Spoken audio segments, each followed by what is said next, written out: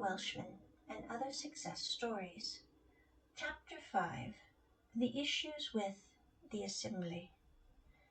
Din Mum watched a lot of British television and a lot of fan-made music videos. It was her media diet for life. With the creation of YouTube Premium and ad-free viewing, her appetite-shaped algorithms the way the Stone Age was shaped by glaciers, sometimes prophetically, sometimes not. At the moment, as Din Mum rested from her sallying forth to immigration and her mad dash grocery shop after, she decided to click on a recommended video concerning Michael Sheen. A part of her had to internally gear up for it, not for any reason regarding Sheen himself, but because of what she felt was a grating miscalculation perpetuated by some of the interviewees. Din Mum had been born autistic. After suffering a severe blow to the frontal lobe as a small child, she had not only forgotten most of her early childhood, but had in fact honed the autism into an HFA/AUDHD variety of unusual proportions. This unique wine was precisely what led her to excel in languages and logic, and also what made her appear as dumb as a brick when it came to math, such as algebra, or understanding the point behind social structures like labels beyond human and nice, completely and utterly averagely normal, or unpleasant and rotten nasty. In her overarching labeling system, those final terms could be used to define everyone from affectionate student who came running to meet her with a dramatic lunge to be grabbed and strung around in a massive hug, to Hitler and the way he and his awful goons rampaged during World War II. However, Din Mum was entirely unlike the autistics often portrayed in the assembly, who possessed no filter and would spout out whatever they were thinking with complete disregard for decorum or their fellow humans. It was as if, with the blow that sealed her fate regarding how her brain would function moving forward, a curious paradox unraveled. The entire situation and the unfairness surrounding it, which logically should have led to a shocking lack of empathy and an intense self-focus, did the exact polar opposite.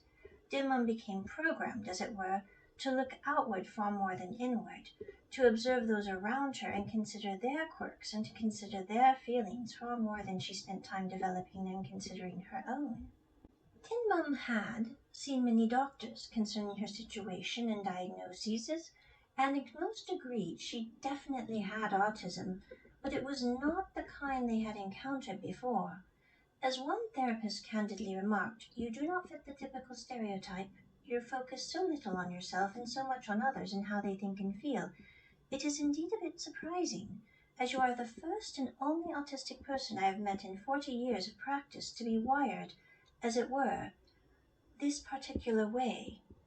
Because of Din Mum's hyper-empathy-focused autism, she harbored a deeply held angst for the frustrating double standard and the excuse-making behind it that led the interview structure found in the assembly.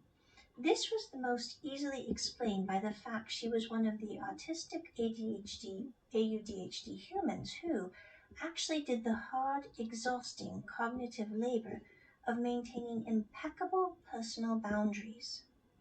To provide full context, the Assembly is a television program where a group of neurodivergent, autistic, or disabled journalists who are students interview a major public figure. One of their first interviewees, if not the literal first, Din Mum could not remember exactly because orders and dates, like math, were not her strong suit, was Michael Sheen. Din Mum had heard about the interview when it initially aired, but at that point in her life she knew nothing of Sheen except that he was a British actor and that, apparently, the interviewees had ribbed him for his relationship with a woman who was only 5 years older than his first daughter.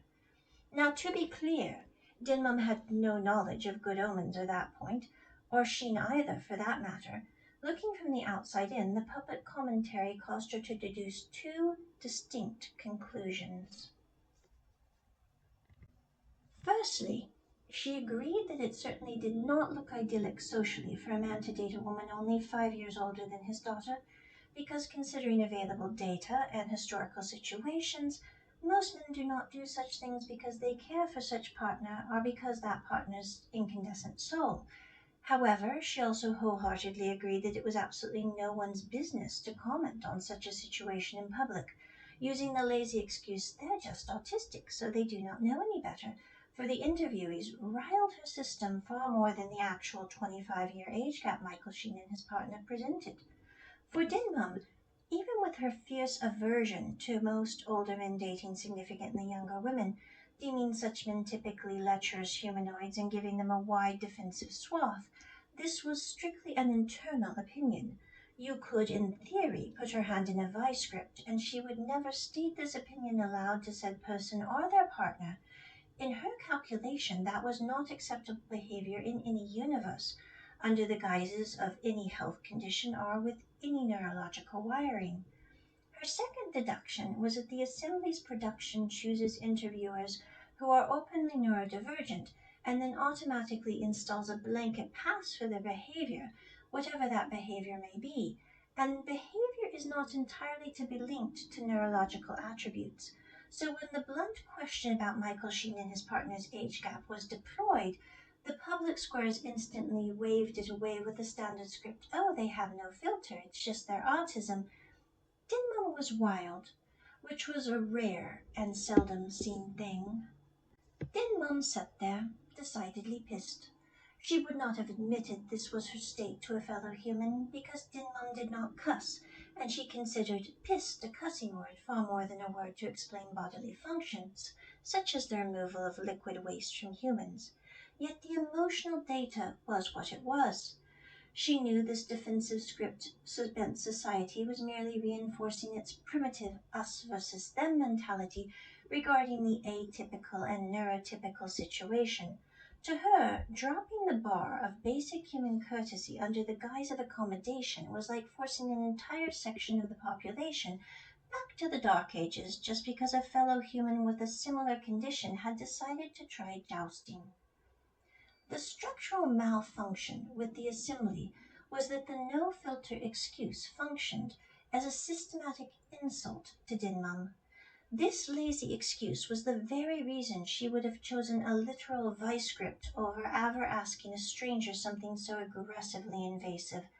The societal narrative that autism equals a total lack of empathy or boundaries was a massive, outdated stereotype that her system simply refused to stomach or accept. As a high-functioning autistic AUDHD woman, Dinmum's operating system actually worked in the exact opposite way of the autistic individuals prominently highlighted on the Assembly. Because she had survived a restrictive, chaotic environment where personal boundaries were constantly violated as a child and young adult, and because her HFA/AUDHD brain natively craved predictable, safe logic rules, she had in fact built a massive internal database of social protocols. Her natural default was the Golden Rule Protocol. I know how much it hurts people to invade my space or judge my architecture. Therefore, I will never, under any circumstances, inflict that intrusion onto another sovereign human being in a public or private way, if at all possible. This was paired with the deliberate filter. Dinmum didn't run around the world without a filter. She walked methodically around in great strides with a hyper-vigilant filter designed to ensure she never became a burden or a source of distress to anyone else. She refused to let the public square assume that autistic humanoids were mild social scourges of the earth. Yes, admittedly, she was known for accidentally scaring a pristine Scotsman in immigration queues just with her quiet presence, and she could on occasion inform an unruly student that their impish behavior would not be tolerated in a tone and choice of words that surprised the adults, but oddly enough, rarely the child. But this was always executed with protective care. When people weaponized autism as a blanket excuse for outright rudeness, it completely immense the respectful effort that people like Dinmum put into navigating the world with dignity every single day. This systematic laziness deeply irked her.